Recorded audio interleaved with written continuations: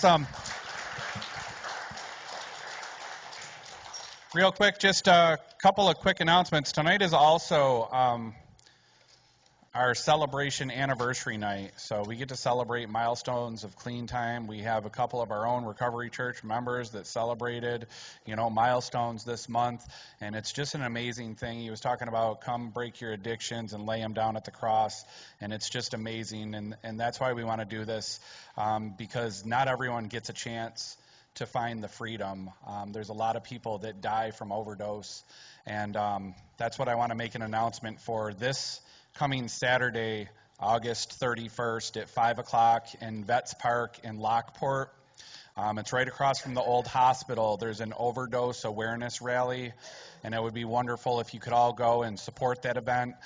Pastor Hayes is going to be there to open us up in prayer. I'm going to be the MC of the event. There's going to be free pizza there, and we just want to bring awareness because people are dying and not recognizing their hope. They've even put Recovery Church name out on one of their banners so that people can find hope here. So I hope that you can go out and support that event this Saturday, 5 o'clock. I know it's Labor Day weekend, but we just need to bring awareness and let people know that Jesus can set you free. We also have a fundraiser, Farm to the Table fundraiser for the Healing Ranch that's being put on by Brittany. She has tickets, and if you have any questions, please do not hesitate to reach out to her. She will be happy to speak with you. But at this time, what we've all been waiting for is the special moment and time of sharing. And I want to bring up my friend David to come and share his testimony with us. Should I just get the sharing out the way? Love you. Tell him the story. All right. This is my first time telling my testimony with anybody fully ever put together. In this testimony, you'll hear about divine intervention, the generational curse, generational curse, my personal account with the Savior, and yeah, that's about it. So, I started out young, with the generational curse. By the time I was 6 years old, I already knew that you could drink a 40 and, pee in a bottle while you're driving down the road, throw it out the window. So my first drink was about 9 years old. My dad's friends, they thought it was funny, to get me drunk, laugh at me while I ran around. So, first time I smoked weed was about 12, again, from my dad's friends. So about 18, I got sent to prison, behind addiction stuff. Did a couple years. I have 3 felonies. Jesus, he saved me just in the nick of time. But, so, I went to prison at a young age, and, it should be illegal to send an 18-year-old to prison because it kind of messes you up. In 2006, I was crowned into the Latin Kings from being in prison and all the violence that came with it, everything, and it became an addiction to me, the violence. It truly is an addiction. I see it work the same way. So then I got out, did that, in 2015, I was drinking, doing a lot of drinking and all that stuff, and then 2015 I was out celebrating Father's Day at Tuscarora Beach. I drove a motorcycle, crotch rocket, had the big ones. I didn't even have my motorcycle there that day. Somehow, me and the kid's mother, we got into it, and my bike was the only thing there. I took off at the bike on Lockport Road across from the SPCA, and I only made about 2 miles down the road. I hit a stop sign at 120 miles an hour. When I hit that sign, it was like I went airborne and my legs hit the sign and my legs wrapped around the sign and just ripped them right off. Shattered my pelvis, broke both my shoulders, elbow, hand. I don't remember much of what happened, but I do have an account from, the first responders, the doctors when I woke up and the things that they told me. So, I was laying there on the side of the road, right in Mapleton, or Lockport Road. I was heading to Lockport, so I hit that Mapleton. No, it's not Mapleton. Yeah, it's Mapleton that comes in right there. I hit Mapleton stop sign and laid in that field there. It's 2 o'clock in the morning. no cars on the road.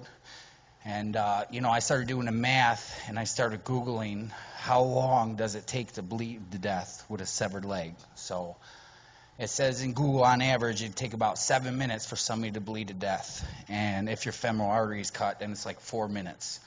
So we'll do the 7 minutes, and then we'll add an extra 3 minutes. We'll just say 10 minutes. Say I was fatter and had some extra blood. So that's for one leg. Yeah, I was a little heavier. Well, I don't know about as heavy as I am now. Life is good when you're off drugs, I tell you that. So, yeah, so 10 minutes. So now I had both of my legs were severed just below the knee. So that splits it in half. That brings it down to about 5 minutes. Now the alcohol, I was drinking 4 Locos, wine, all kinds of stuff. So now that, I'm bleeding out twice as fast. That cuts it down to about 2 minutes. I don't know if anybody ever seen an ambulance get somewhere in about 2 minutes. No. So after I get out the hospital, I met the first responder. I had to go get a doctor's, and then and the lady that answered the phone call, she put me on hold. I didn't know why, so I just go in there, and she was looking at me, and she's like, "You don't remember me?" I'm like, "No." She's like, "Are you sure?" And I'm like, "Oh man, is this some girl from high school or something?" And I'm just like, she's like, "I was the first responder." I was like, "Oh."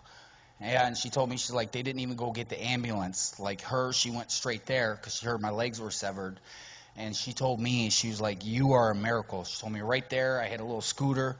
She's like, "I've never seen what happened." She's like, "When we came up, they told me that my arteries snapped shut, stopping the bleeding."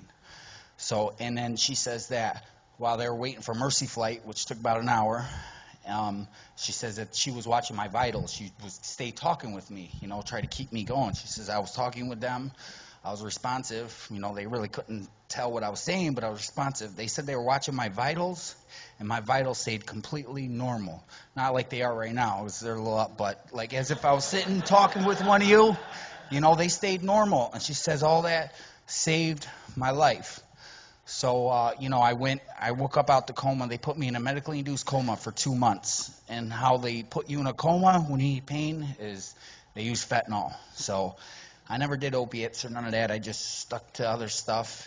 But I woke up and I had a PICC line of fentanyl straight to my heart. You know what I mean? It was needed at the time. I had 25 surgeries in 1 year. So, so that threw me through a loop. So when I get out the hospital, they're trying to give me like these little hydros and stuff, and you just had me on fentanyl. It's 50 times stronger than heroin. Why do you think these are going to work? They didn't. I tell you, no matter how many I took. So, but I had to go, I had the 25 surgeries in a year. They had to get me out the hospital. I was in there about 4 months. So I had an appointment. I had to go see Dr. Anders. He's a bone doctor at ECMC. He was at the time, though. He was like top notch. They had a team of doctors waiting for me as soon as I got there. So my bone doctor, the first thing he said to me, he was like, "Do you believe in God?" I was like, "Yeah, I believe, but I wasn't like I am now. I just believed in the idea of God." So, and he was like, "You're a miracle." So they were, with the mother of my kids, we were together at the time. She would come into the hospital while I was in that coma and pray over me every single day. So the doctor, Dr. Anders, told me, he says he's never seen somebody heal as fast as me. Like this is divine. Like they were supposed to, you got severed legs that are, you got to put rods in to get things. My pelvis was shattered. They were going to put the rods in and put plates in and put me back together. But Dr. Anders said he's seen my body putting so much bone back together. He says he stopped doing all surgeries, and all he did was put my bones close together and just leave me in a coma. And I don't have no metal in me, nothing. He says everything just healed back, nothing. They told me that I would never even be able to do my job again. I run electrical jobs by myself in construction. I think last month I did a roof. Like it was only Ridge Cap, but I was a little nervous myself, but I was up there. I just want to test it, see what I can do. So, but the trials just started with that, I woke up, I was kind of all right with it, They're like, "Oh, how do you feel about your leg?" I'm like, I'll get a new one that's better than the other one. I'll have lasers, I was making jokes and stuff. But as time went on, the pain meds, they weren't working. I was all right. Everything was my fault, so I couldn't sue, I couldn't, nothing. So, I started getting these lies, with the opiates and the cocaine. The cocaine I ended up replacing with the opiates because it turned out it was a better painkiller. It was working. It was instant. It was just working, but it was causing so much more pain. So the lies started coming. I started believing the enemy definitely started attacking me, and how I started feeling was that I was being punished. My life and the miracle that God did for me, Satan was trying to turn it into bad, that I was being punished for everything that I've done, and this is why I'm alive. So, and it set for a while, and I thought that, and then, we had a house on the water. I had 2 kids. At that time, 2 kids. I didn't have my third yet. And, I couldn't take care of them. Bills started stacking up. I kept trying to go back to work, but I just wasn't ready yet. I kept going and working myself to pressure ulcers until the doctor says, listen, if you don't go lay on that couch, you're going to lose your knee or you're going to lose some more, and it would just break me down. So then I started, thinking, if, I'm just cursed to be alive, that, I'm cursed to be alive, and I just started believing it. And then I figured, if I could just die, then somebody else could step in and take over my kids and take care of the business, because I didn't feel like I could no more. I was in an electrical union. I was making good money. I'm like, how am I supposed to do my job again? This is all I know. So, as the cocaine and that spirit of suicide just started coming at me.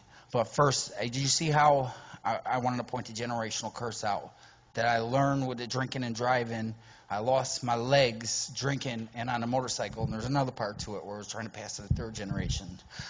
So, so I started believing these lies, and it was just building up. And I started visualizing how I was going to do it. I'd find the correct way. And this is over a period of a couple of years. I started accepting, this is going to happen. This is better for my kids and everybody if I was just to die. So, my kid's mother at the time, she ran off and everything built, and there was a perfect storm brewed. And I was home alone.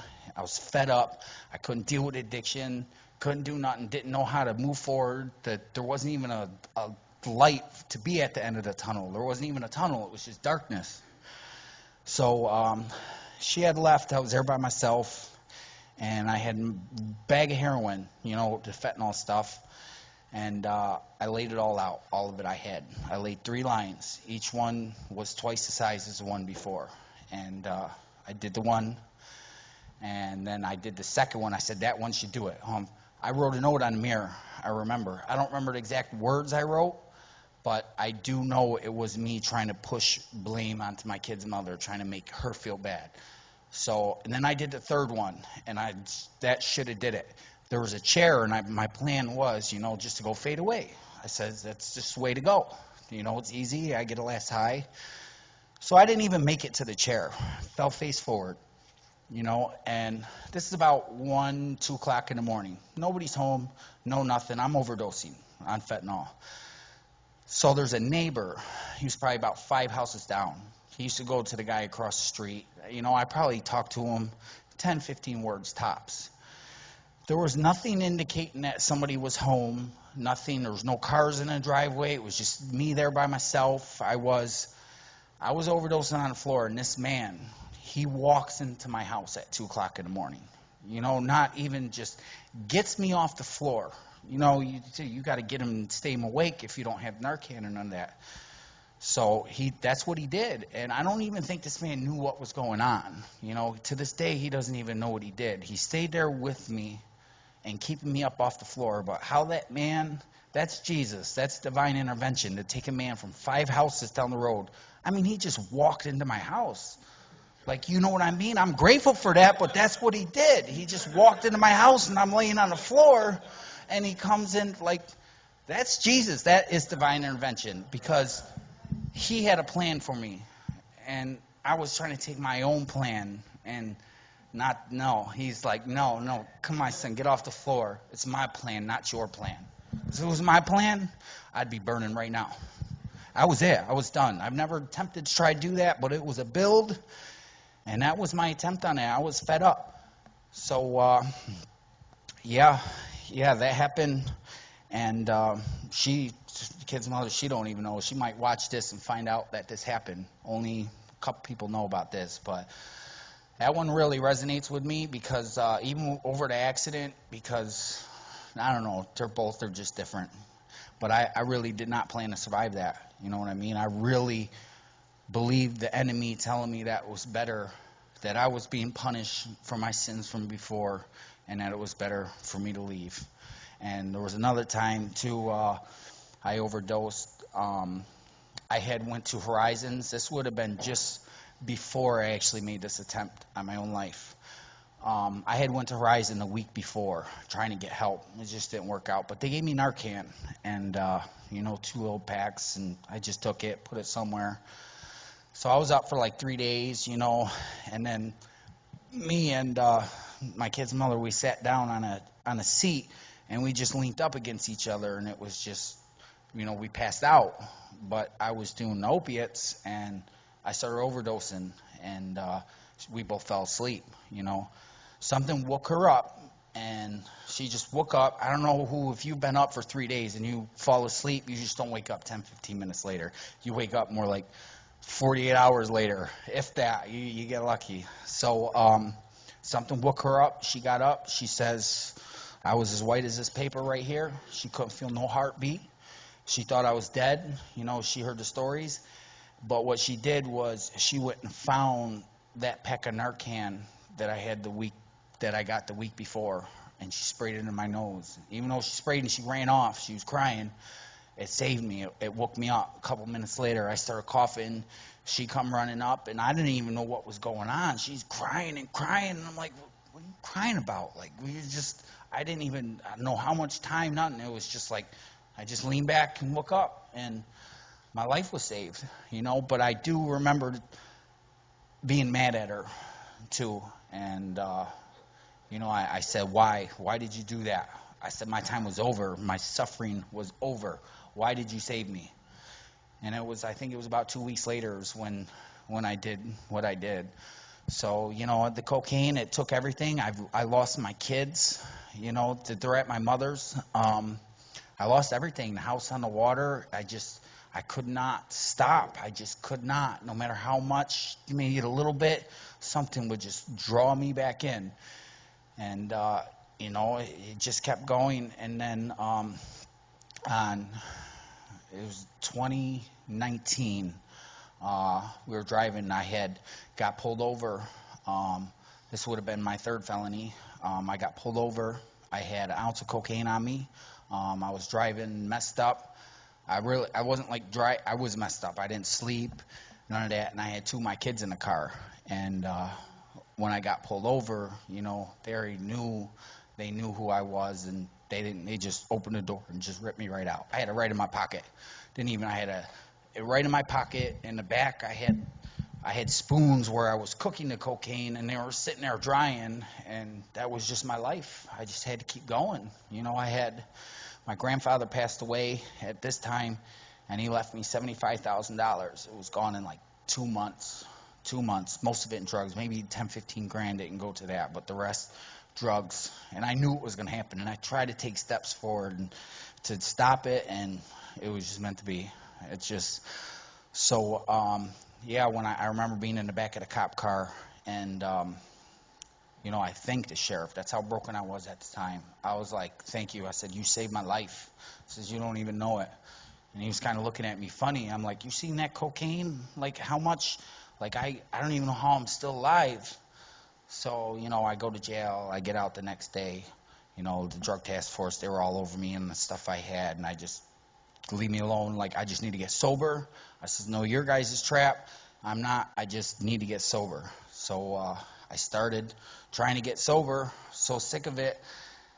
And it just really wasn't working. It was like it wasn't. I just couldn't stop using. I mean, it was bad. I had Niagara County Drug Task Force follow me around because, I wouldn't work with them. So, but I'm getting high and they're following me around, and I'm like, nah, this got to be the drugs. I'm like, usually they're all covert and stuff. No, they didn't care. Like, they did it right in front of me. I'm like, no, it's got to be the drugs. This can't, no way. And then other people confirmed, and it was. So it's like I'm towards the end of my run, and I already now have a B felony from the cocaine. That's criminal possession narcotic with intent to distribute. Just on the weight, doesn't matter whether you were or not. So that's a B felony. It's my third felony. So yeah, it's like 10 to 20 years minimum. Like that's what it was. I'm scared now, and I'm not working with them, and I got them following me, and I'm literally have a life sentence follow me, just waiting for me to slip and do the wrong thing. They were just following me, and there's a life sentence right there. With the third to fourth, that was guaranteed life. So, I finally got out of where I was at. I moved out to Amherst, and when I did out there was a church across the street. And this was the day I moved out there, out in Amherst. I can't remember the name of the church, but again, it was like 1, 2 o'clock in the morning. And I'm broken. I just don't understand it. I'm starting to realize that there's something bigger at play here. Like, I've defeated a lot of things, a lot of things I've climbed out of, getting electrical union, wood felonies twice, learning to walk again, all kinds of stuff. But I just couldn't do this one. I just couldn't understand it. There's something else. So I'm at this church, it's all closed, but, they got their 2 big doors, and there's the crack right there. I'm sitting, and I got my back right in the crack, and I'm like trying to push myself into this door. Like, I'm crying. It's like, I'm broken. I need answers. I need to figure out how to defeat this. What's going on? I done lost my kids, and I could have saved them and made it not happen, but I just could not get sober. I could not do it. It was just draw me to places where, I knew I could get it. And how did I end up here? How am I in the alley? I just didn't understand it. So I broke down. I'm crying. Something tells me, and this is not me, to go get some paper. So I get up and I go get this little paper thing I have and a pen. And I go back there, still crying. And I just start writing. Some reason, something. And I have the paper still. I didn't bring it with me because I kind of cherish this paper. But so I'm writing, and I'm writing so fast that if you was to look at it, you wouldn't even know what it says. But I know what it says, And this was from God. He was talking to me. Do you know what I mean? I was broken, and he was giving me some kind of answers. And I'm going to share 2 of the things that wrote, This is one of the things I wrote. This is how I know this was not from me. This was from God. One of the reasons why, I was crying is because my kid's mother, all the stuff that we put each other through with addiction, running off, doing all this. And one of the things that I wrote said, you should be thanking her, for she led you to this very moment right now. And it was talking about her. Now I'm mad at her, like wish it all. And now this thing's telling me I should be thanking her. That's not me. That's God right there. It should. But the last thing that I wrote, it said, here's a little peace, joy, and happiness to start. As soon as I did the T and then start, the last one, I flicked it. I felt it. Like it entered into my solar plex and sourced through my body, and I knew everything was going to be okay. I have a witness for this, but she didn't come today. So, she witnessed me leave that house crying and broken, and I came back, and I was smiling. I'm like, everything's going to be okay. And things started changing. Like, it wasn't instant. Actually, it was it wasn't instant, but it was a drastic change. I went from I was smoking crack whenever I was awake, sleep 2-3 days, and then just go back to smoking, whatever you can. So, and then it went to a couple months, and then further, even couple months, And then on the 4th of July, 2022 was the last time that I used. And when I used, the spiritual conviction was so bad, I couldn't finish it. I couldn't finish it. It was just in my head, in me, flashes of my kids. And it was just like, if you're going to continue to do this, then maybe you do need to go. And that was enough for me. I didn't finish it. And that was something new to me. Normally I didn't get spiritual convictions before I smoked or before it was gone. Usually you get it, that's from the enemy later, telling you how bad you are. And no, this was, I couldn't do it. But I started talking, and I went from me trying to figure myself to me helping somebody else get sober. You know what I mean? That's crazy. But I started telling them about these lies.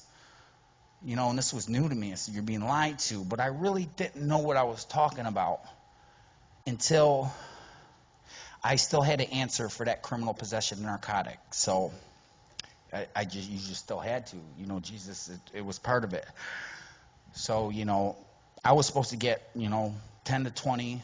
With the kids, it probably would have been a 15 flat, But I had went to the Jesus, and I was able to complete the Beacon Center just in time for court, just in time.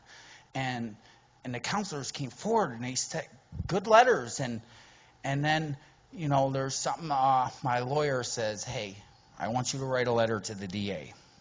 And a verse comes up when I think this says, I think in Corinthians, Paul, he talks about, don't worry about what you have to say at court.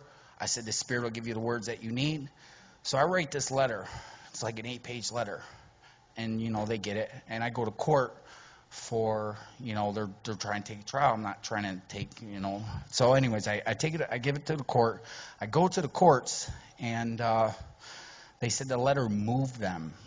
And it moved them in a way that B felony from the 10 to 20 went to 3 years with a 90-day program. A 90-day program. Willard, it's called. Willard. And it was just like, please send me now before you change your mind. Like, please.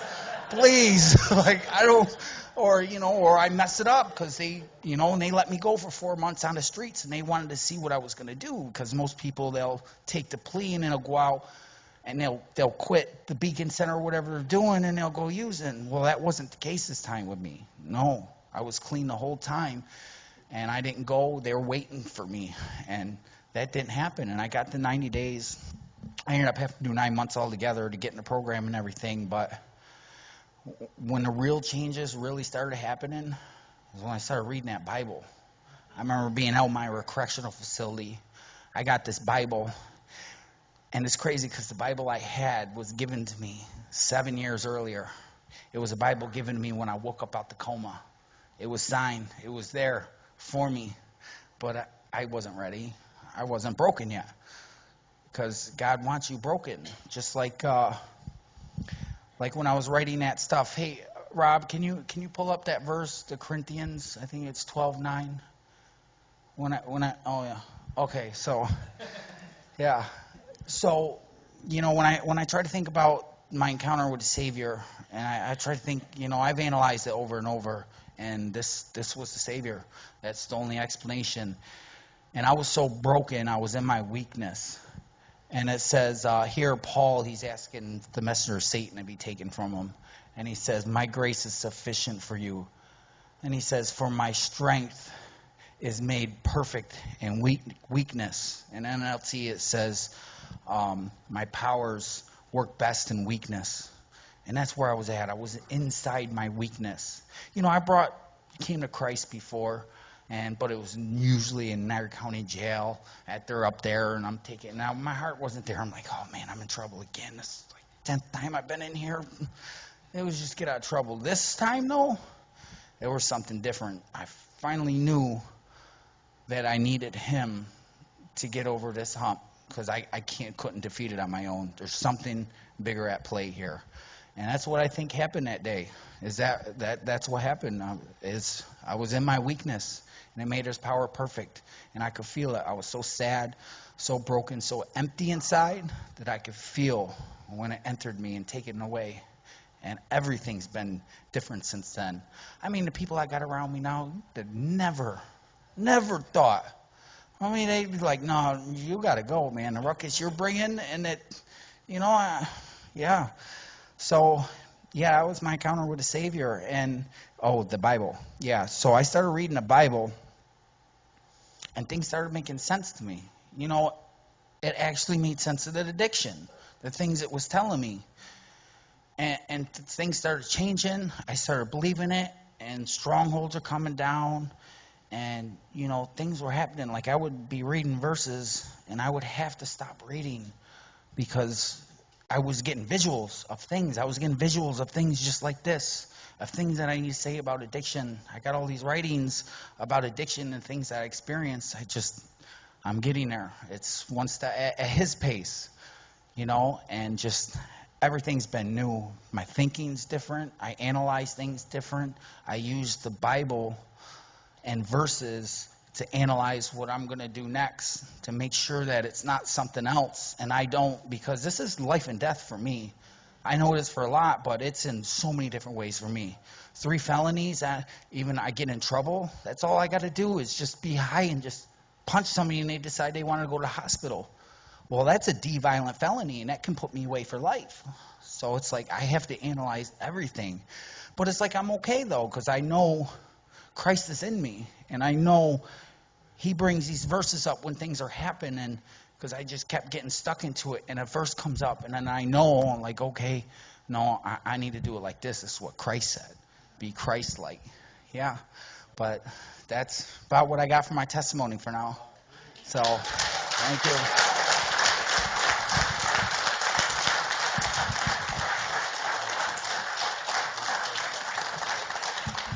What an amazing and powerful testimony that was. Let's give him another round.